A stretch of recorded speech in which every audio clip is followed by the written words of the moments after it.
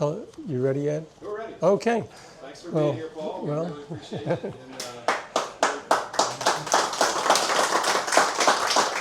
Well, the thanks is really the other way, David, Ed, and everybody involved. It's just, you know, the work was done.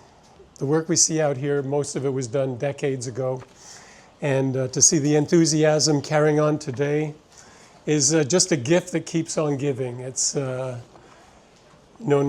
in a million years would you imagine when you're struggling to meet a deadline in Old Lyme, Connecticut, to make the world's fastest streetcar that would spawn this whole thing, and it's absolutely extraordinary. It's something that you couldn't dream, you couldn't make up. So our collaboration started in the late 80s with Sledgehammer, and I'm just telling you stuff you already know. With the Sledgehammer,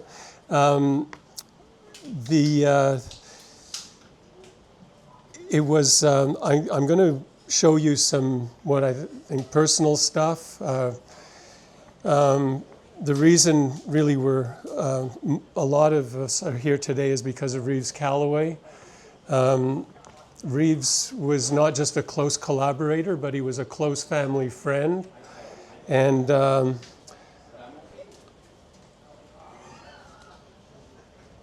this is one of my favorite slogans before we get started, that styling on its own is not very useful. Engineering on its own can sometimes lack aesthetics, but when the two are combined in what I call the sweet spot, that's when you get good design. And with Callaway, I think the reason that Reeves how we worked together was bringing the technical side together with the styling side. Everything we did, he sort of wanted to start by racing and then evolve it to a car vehicle, which is exactly what happened with Sledgehammer and C12, and it was really, they were really developed as very, very high performance race cars. So I think that combination was kind of a key, a cornerstone to our relationship. This, I guess, was taken at the Corvette Museum, and it's just a nice shot of the two of us. Who were those two young guys there? Hey, wait a minute, that wasn't that long ago. I included a few personal photographs because to show the warmth that Reeves could have, and it wasn't all about cars, but he was, he once told me his biggest legacy were his children, and I don't know if how many of you knew, but Reeves spent a little time living in England, and we visited him, and this here is Alexandra. Alexandra, put your hand up. And Reeves loved dogs, as a few other people here I know love dogs, so I thought I'd include this shot because it just kind of, it's a, and this was, I think, at Pebble Beach, the hotel, and it's just a nice shot with Lily and Walker. With Reeves, we didn't just design cars, but with Reeves, just tended to meet all these interesting people, whether it was a nuclear sub-captain. Here's Ed Welburn, who is head of GM design for a good long time, and we were at the Harvard Club in New York. So Reeves would just do these interesting things, and it just shows you how much color and interest that he brought to everything he did. This was a golf day with Dan Gurney, Toss Bryant, who was the editor of Roadtrek, and we were out playing golf, and to tell you the truth, we were all lousy golfers. So So, Turbocharged golf course. yeah. So how did Reeves and I meet? I think sometimes the prequel is just as interesting as the main event. In the early 80s, I was a recent engineering graduate. Can you speak a little louder or growing your crowd out the door here? We want to Yeah, hear your yeah. voice. Come on in. Yeah.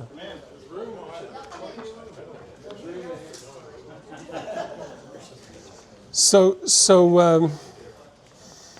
as a recent engineering graduate with a dream of becoming a car designer, just like millions of other guys, and so how did a complete unknown like myself, based in Montreal, Canada, get to design cars for Reeves Callaway?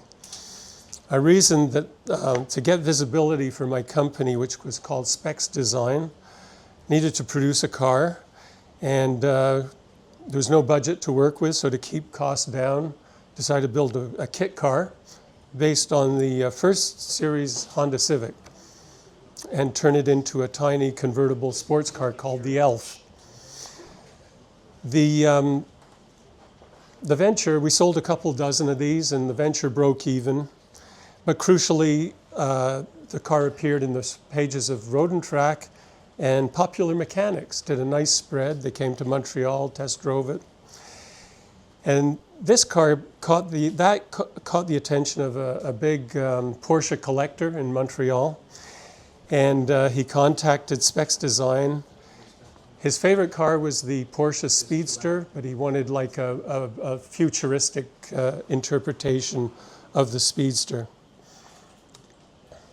The resulting car is called we call the Specster, after the name of the company. Fully functional prototype. Obviously Speedster, no top, and this was kind of the design that caught Reeves's attention. He immediately liked it, and he thought, he picked up the phone, said, you know, I'm going to call whoever did this. I'm going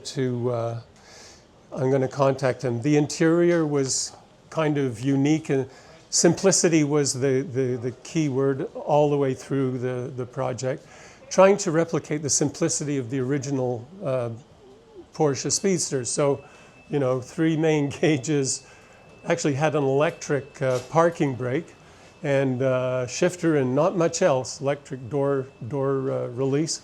And it got noticed. It got on a couple of Motor Trend covers and Sports Car Illustrated. So that was kind of a breakthrough, you know, in terms of visibility. And just recently, the Specster was exhibited at the Peterson Museum in Los Angeles, part of the Porsche exhibition that was there, I think, last year. So Reeves picked up the phone, and actually the next one's pretty cool. This is Reeves piloting a helicopter, and that's the Specster. This is the moment this is the first day I met Reeves, and he arrives in the helicopter, you know, it's a bit surreal. This was after a conversation where he starts it off saying, can you design bodywork for a car that's going 250 miles an hour? And hadn't a clue, and so I instinctively said, yes, of course. Yeah. It's true. Hey, I can't tell a lie. When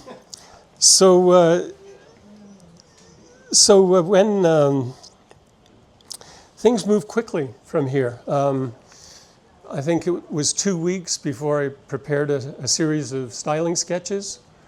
And then Reeves came up, reviewed the sketches, went back, sent a Corvette, a C4 up, and we literally started sculpting the Sledgehammer body panels on that car.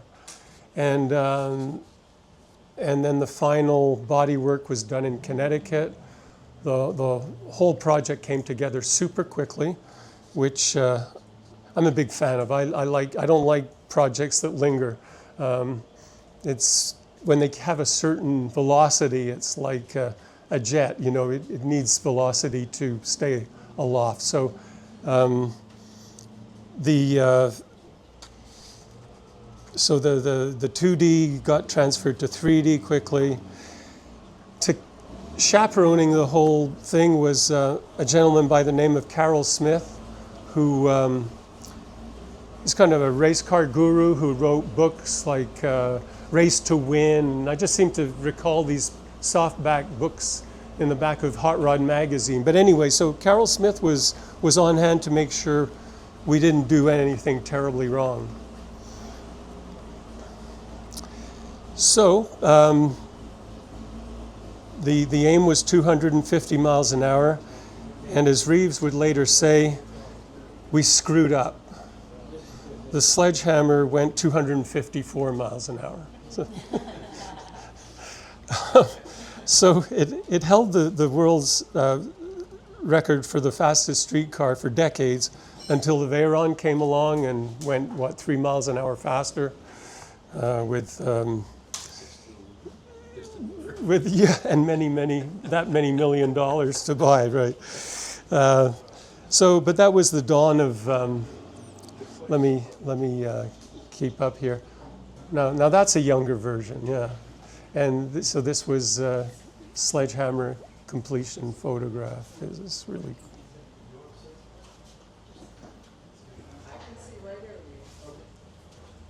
Ah, does anybody recognize this gentleman? Yeah. Major entrance, isn't Yeah. That was all planned. So from the Sledgehammer, the AeroBody package, and like I say, had the Sledgehammer not succeeded that speed, we wouldn't be here because there'd be no AeroBodies out there. But it did succeed, and the AeroBody is, as you know, it was really the dawn of many collaborations with Callaway.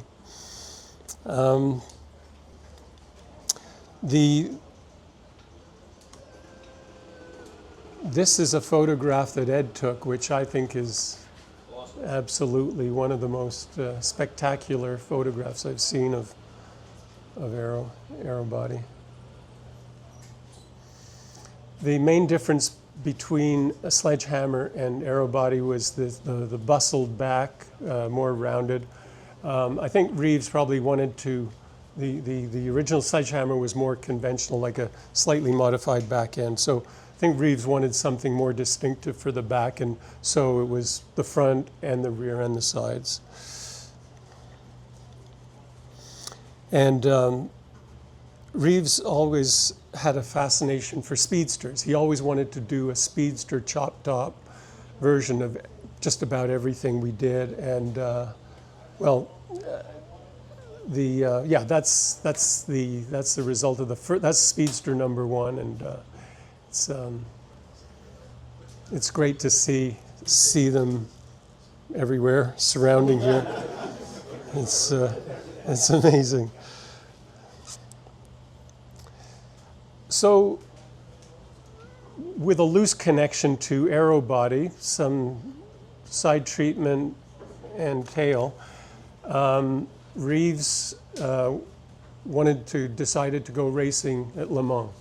You know, this was what Reeves was all about. It wasn't let's build a fast car. Let's build the world's fastest car, or let's not just go racing. Let's go to Le Mans. And that was Reeves. It was always, superlative, like take it to the limit. And so Le Mans, there's some fascinating anecdotes which you may or may not know. And one was Reeves in February '94 called Mike Zoner into his office and said, "Mike, we should go racing at Le Mans."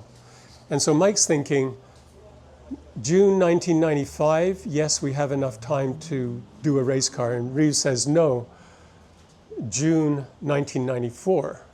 From February to June, to prepare a Le Mans race car is pretty much insane, but it qualified, it got accepted, and there's another anecdote which was, and Reeves told this story shortly before he passed away. We were doing like a telephone interview with an historian. He said Reeves had been called into the hospitality booth of Porsche, and while they were qualifying at Le Mans, and it was the screen said Porsche, Porsche, Porsche, and then in the last moments of qualifying, all of a sudden the name Callaway appears at the top of the #1 position. And the head honcho of Porsche did not know that it was Reeves Callaway was sitting right there. So he yells out, "Was ist die Scheiße Callaway?" I don't have to translate. And so that was Reeves reminded me of that story. I thought, well, that's really interesting because now to race at Le Mans, you have to have 3 drivers to take shifts. There was an American driver, a German driver, and Reeves thought for PR reasons he would get a French driver by the name of Michel Maisonneuve. And so the car was unbeatable. It won pole position. It was leading in GT2, unstoppable, until our friend Michel Maisonneuve got behind the wheel, and he just kept driving around. He ignored the pit crew boards, he ignored the radio calls, and he ran out of gas at the furthest point of the racetrack. And this is true. This is absolutely, I'm not making this stuff up. This happened. Michel Maisonneuve never showed his face at the pits. He never came back. And this is a great mystery. I did some research later and found out that he was a bit of a career driver for Porsche. I'm not pointing any fingers, there's nothing proved, but I'm just presenting the facts. So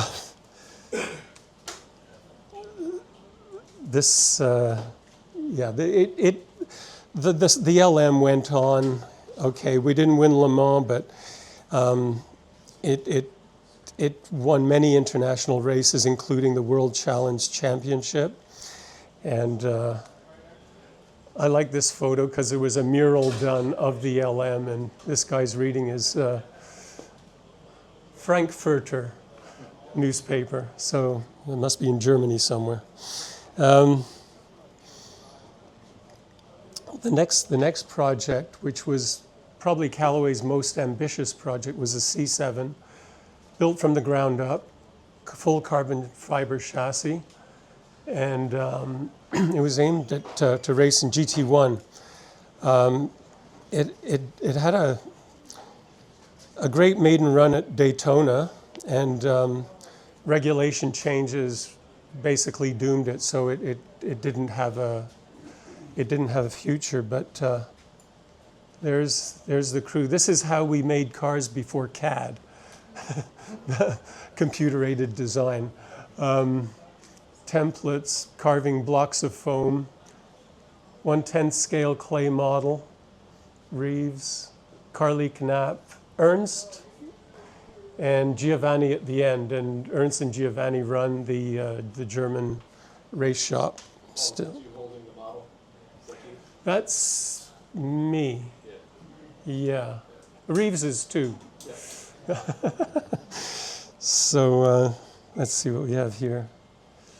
That's more the German crew with the finished car.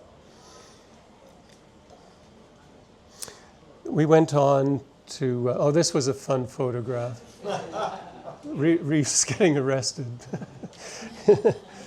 And this was a later development of the C7 where it had a much more accentuated chin splitter and a more aggressive rear wing added. There was the Camaro project, which made the cover of Road and Track. The C12,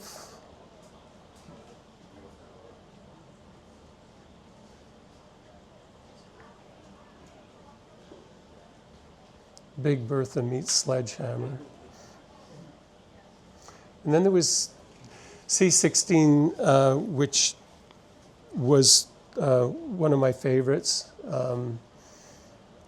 Completely radical and topless, but it was launched.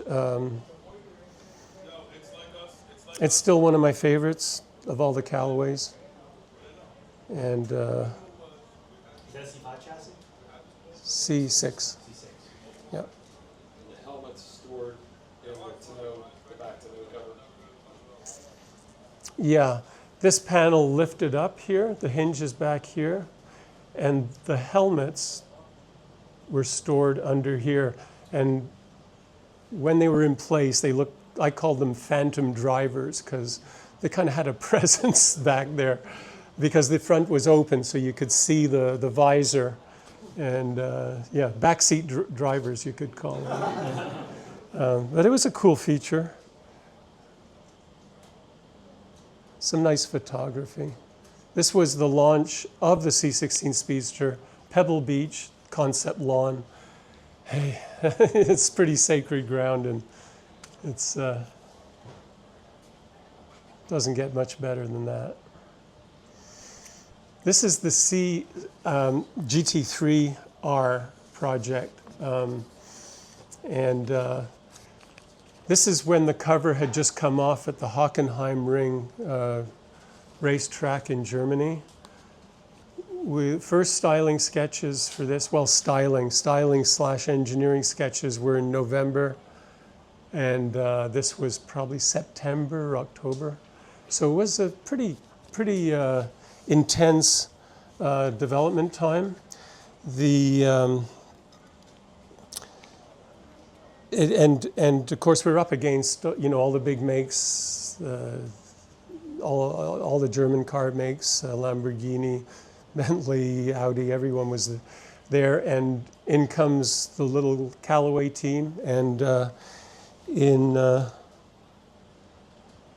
you see it in action, leading the way, winning the race. And in 2017, we won the ADAC championship. So this was like, we went in with a shoestring budget, tiny team, up against the big giants, and I credit it largely to Ernst Vohr, who runs the German shop. He just knows how to build cars that win races. What can I tell you? It's some people have a genius for it.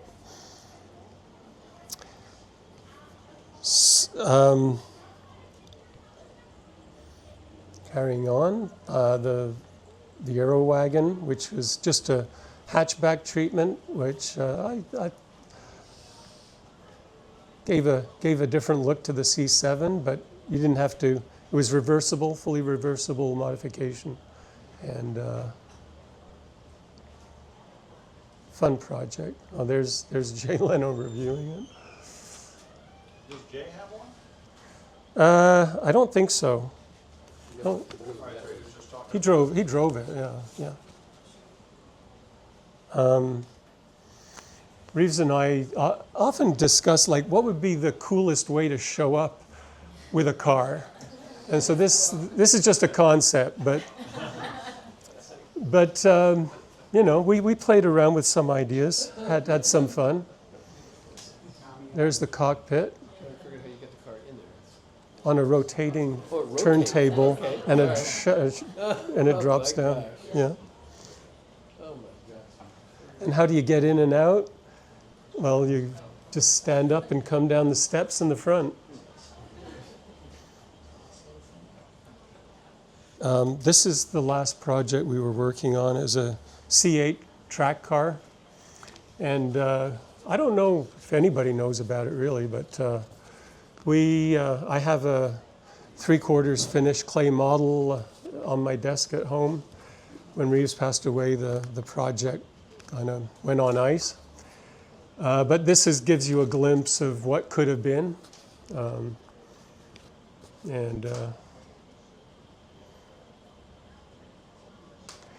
So that was it. I asked Dave if anyone would be interested in seeing what I do when I'm not designing cars for Callaway, and I included a few things.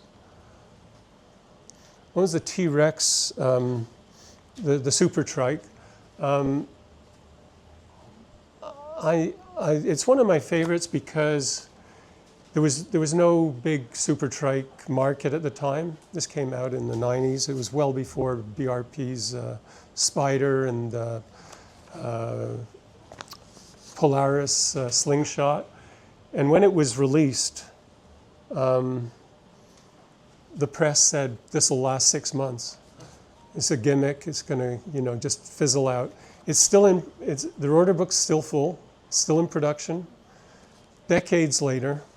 And I still think it's the right way to do a three-wheeler.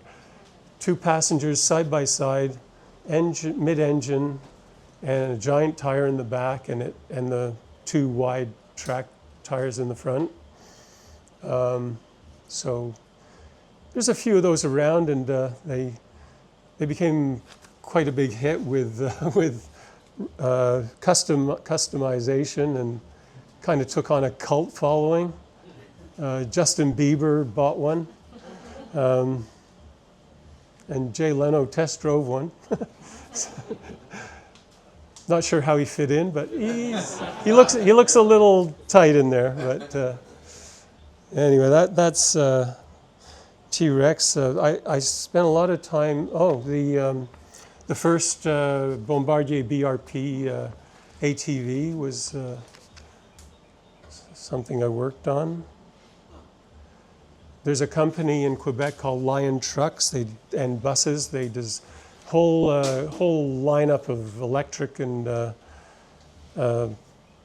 vehicles, electric ambulance, electric school bus with best driver visibility on the market, a Class 8 truck. They're going to tone down their ambitions and go to their root business, which is school buses. Did an electric boat, so absolutely silent.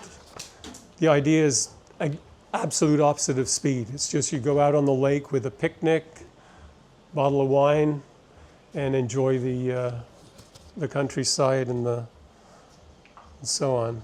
They're still in production. If ever you're in Calgary Airport,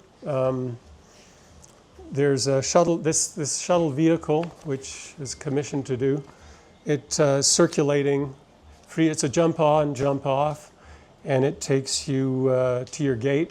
And it had to be wheelchair friendly on these platforms, and so a bit slower than a Callaway, but little electric car to commute, 2-seater. Electric scooter. There's quite a number of other electric vehicles.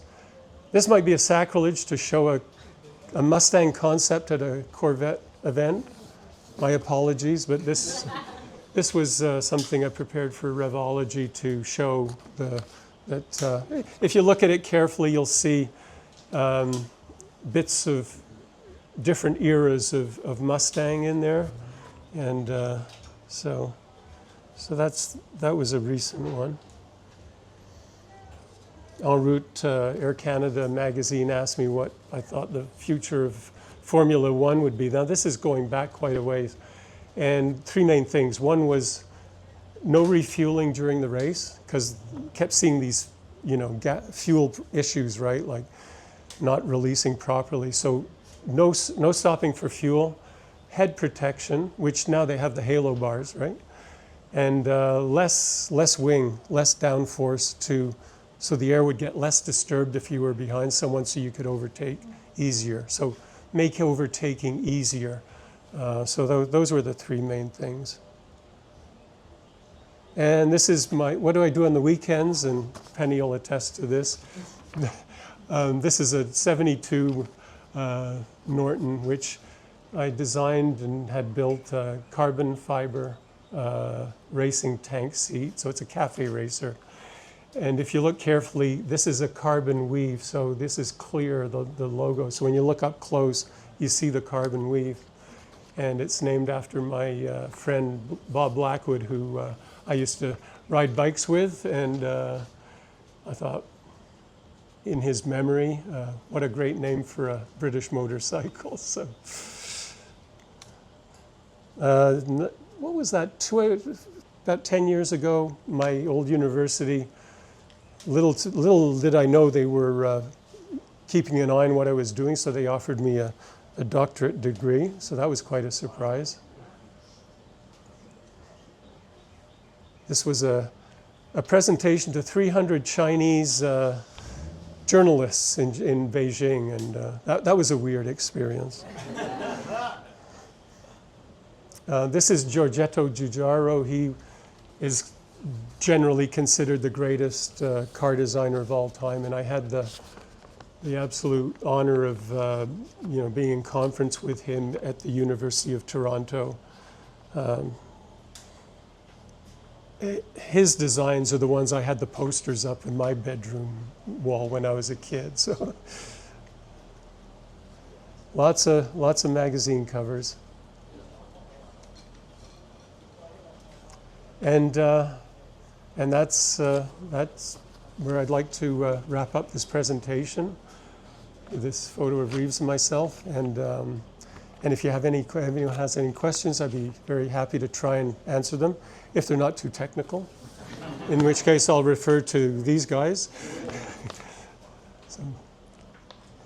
Great job. Thank you.